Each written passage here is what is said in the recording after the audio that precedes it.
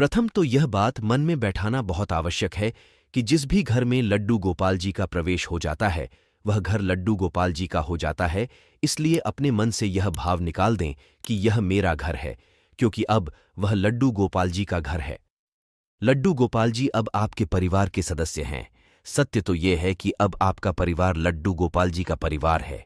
अतः लड्डू गोपाल जी को परिवार के एक सम्मानित सदस्य का स्थान प्रदान किया जाए। परिवार के सदस्यों की आवश्यकताओं के अनुसार ही लड्डू गोपाल जी की सभी चीजों का भी ख्याल रखना चाहिए। लड्डू गोपाल जी किसी विशेष तामझाम के नहीं, आपके प्रेम और आपके भाव के भूखे हैं।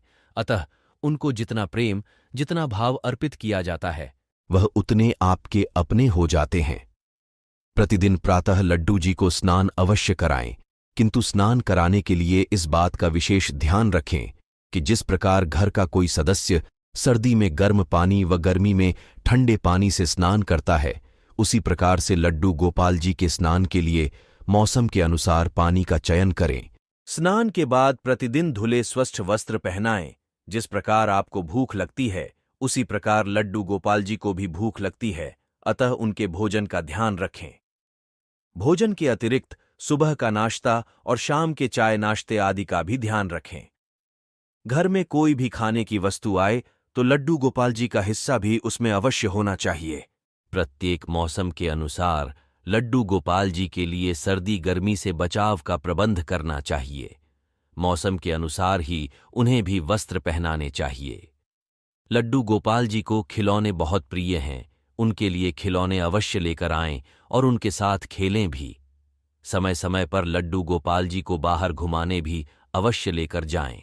जैसे परिवार के सभी सदस्यों का आपस में एक दूसरे से कोई रिश्ता होता है, वैसे ही लड्डू गोपाल जी से भी कोई नाता बनाएं।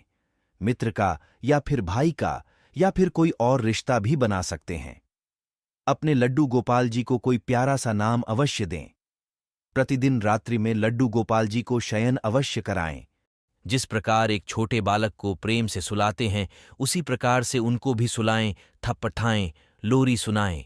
यूं तो प्रत्येक जन्माष्टमी पर लड्डू गोपाल जी की पूजा धूमधाम से होती है, किंतु यदि आपको वह तिथि पता है जिस दिन लड्डू गोपाल जी ने घर में प्रवेश किया, तो उस तिथि को लड्डू गोपाल जी के जन्मदिन के रूप में मानकर प्रतिवर्ष उस तिथि में उनका जन्मदिन अवश्य मनाएं।